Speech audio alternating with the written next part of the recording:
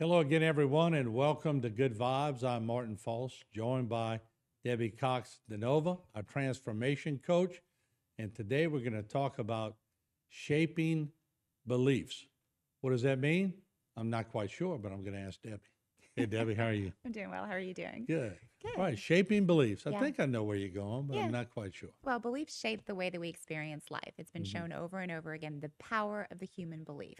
So it's a really important thing to start evaluating the beliefs and the expectations that you have running in your subconscious mind because some of them are really disempowering and untrue. And yet we're operating our entire lives based on these beliefs and expectations, a lot of which were born or started before we were at the age of 8. So we really didn't have the intellectual capacity to evaluate whether this was good or bad or true or not true. So, learned behavior. It's learned behavior, but it's more about your perception of the way that life should be. So what happens is that a belief is simply just an idea that's thought about repetitively. Hmm. So if you are exposed to an idea over and over and over again, then the subconscious mind starts clicking in. This might be something important for our survival, and it actually anchors in. It starts to shape your self concept of the world. Now, in order to change a belief, so let's just say that you were told as a child that you're not very smart. Okay. Hmm. So subconsciously, you don't believe that you're intelligent, even though if you look at your actual intelligence, it's actually high or average, right? Hmm. And you start evaluating this as an adult now, and you're looking at it and you're going, that belief's actually not true. Now, it's not Hmm. enough for us to look at it from a conscious place and say this isn't true, because what happens is when it anchors into the subconscious mind, what happens is that you need to actually show your subconscious mind enough proof that this is no longer necessary for for survival in order for it to actually release so that you get that cognitive Hmm. dissonance, right? You're using that to your advantage. You're introducing an idea that is opposite to that, that's more in alignment with truth and what you desire. And you're going to prove to your subconscious mind that this is something that is better going forward. Now, if there's any part of you that sticks to that subconscious Hmm. programming, even though it's disempowering, then there's an aspect of yourself, one aspect at least, that is still gaining some sort of value from that. Hmm. Like, just in case, let me believe this, that sort of thing. So, first thing is to be able to evaluate, and you evaluate the beliefs based on what's showing up in your life. If you don't like it, then let's look at it and see if it's something that Hmm. needs to change. Now, over and over again, science has shown that I mean, the placebo effect alone is such an interesting phenomenon Hmm. that if we believe something wholeheartedly, a sugar pill can turn into something that heals us. It's Hmm. crazy to think about. There are also all these other crazy studies. So, in one study, there were two groups of people. They were each given milkshakes. Hmm. In the first group, they were told that these were low calorie milkshakes, really healthy, extremely low calorie. Hmm. In the second group, this is a high calorie milkshake, super decadent, right? And then they were hooked up so they could measure certain biofactors.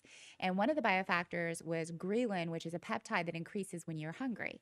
And Hmm. it showed at the end that the participants in the second group who believed that they were eating high calorie decadent milkshakes or drinking them actually had the or more robust reduction in ghrelin.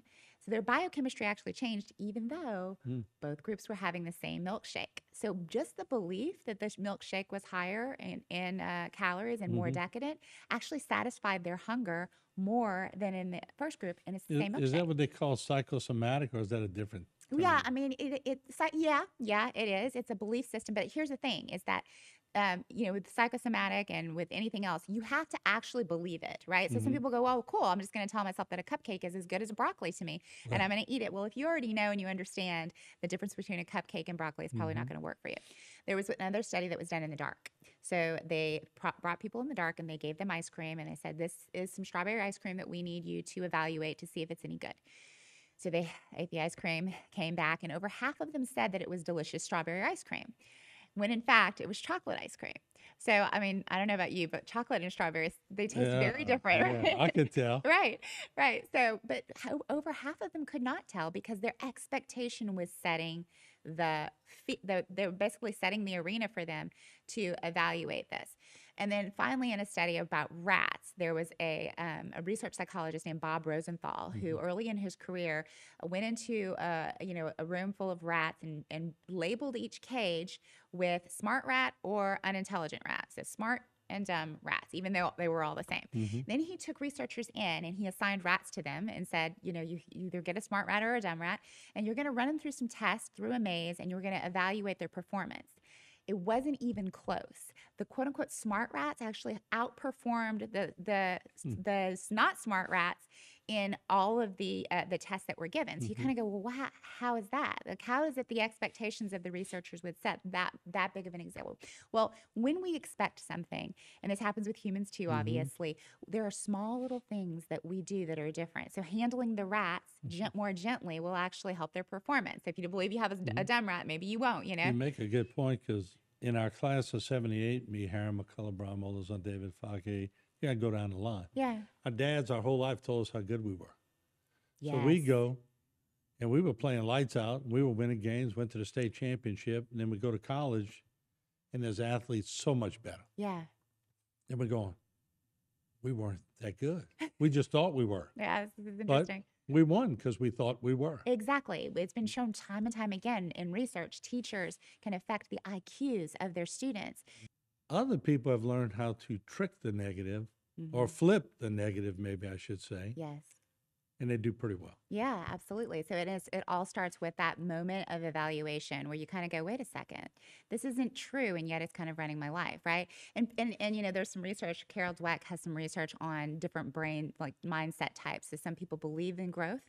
They have a growth mindset. They believe that they can change at any age, and other people have a fixed mindset. So if you have a fixed mindset, unfortunately, unless you change that to a growth mindset, you're kind of stuck doing the same thing over and over again, thinking that this is the way it's going to be. Whereas if you believe in growth and you can develop a growth mindset, then you can actually evaluate what's going on in your mind and actually make some really important changes. It's not enough for us to desire something, right? We don't operate out of our desires. We operate out of our expectations. And our expectations are set on what we believe to be normal. And what we believe to be normal is set by three things: our imagination, other people who are around us, and also our past, because the region of the brain that remembers the past is also the region of the brain that is used for the future. That's why so many people repeat their past over and over again, is because we are kind of wired to look for patterns. And if we've experienced something, our brain tends to wire it up like, well, this is what we can expect in the future. You have to take dominion over that experience and really say, okay, wait, these beliefs are just ideas that are repeated over and over again. So then, of course, we have agency in changing our future beliefs. First thing is to write a statement of desire. What is it that you actually want, right? But then you also have to address those three components that make up what your expectations are, right? So the first one is your imagination.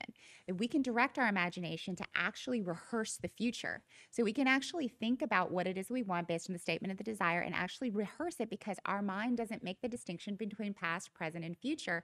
If you're imagining it over and over again, and athletes show this, and all kinds of lots of elite performers actually will show over and over again that visualizing something, rehearsing it in the mind, is the same as from a mental standpoint as actually experiencing it over and over again.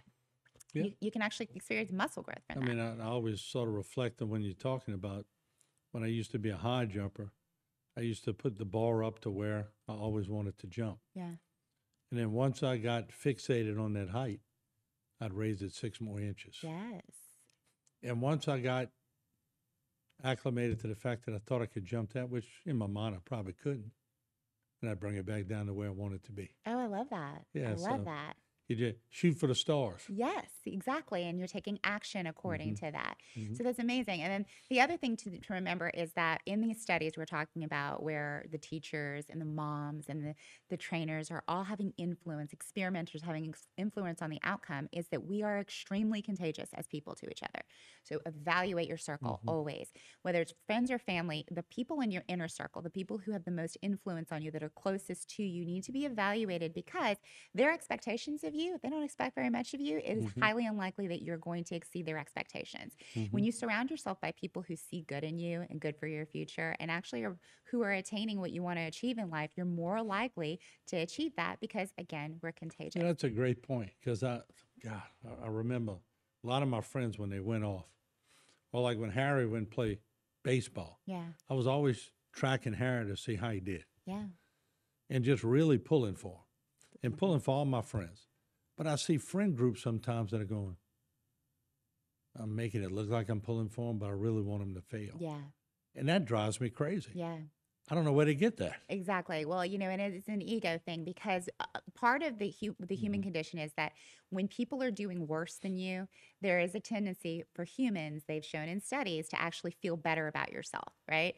So, like, as long as other people around you are less attractive, don't make as much money, it actually increases happiness in you, right? If the opposite is true, what happens is the happiness decreases. Even if you have a lot, if you're surrounded by all other people who are always achieving more than you, then you probably will have a problem. But if you really face realism sometime, when I went to LSU, and once again, we all thought we were good athletes, and I'm high jumping, till two guys from Pennsylvania got there and were high jumping 7.2 and 7.3. Yeah.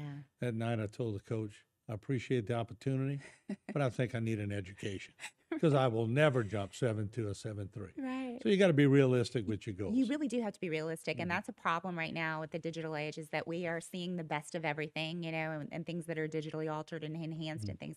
And it's setting an expectation that is hard, is really difficult to reach. And there's something actually called expectation gaps, which whenever your expectations exceed reality continuously, it actually creates unhappiness. So to be able to like release expectations, release them, with an open sort of feeling, release them is actually an increase to happiness. The other thing is, if you're thinking about your past, remember that your voice is more important than anyone else's. So you talking to yourself is a really powerful thing. Talk to yourself the way that you would a really, really good friend. So if you have something that you're trying to do and it feels impossible, talk to yourself about why it's possible. Because in doing that, if you can just create a small bit of belief that is counter to what you believed before, and I mean just a small bit, and then keep focusing there, you're investing your energy, attention there, what will happen is very quickly it will amplify and cognitive dissonance will set in, and then the old belief that's disempowering will release and let go. My dad gave me a placard one time. I still have it.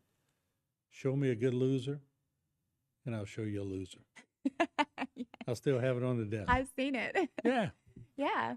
Work for me. Yes, exactly. All right. A great topic. Can't wait till the next one. Do we know what the next one is We yet? don't yet, no. All right. It'll be a secret. Yeah. Thank you, Deb.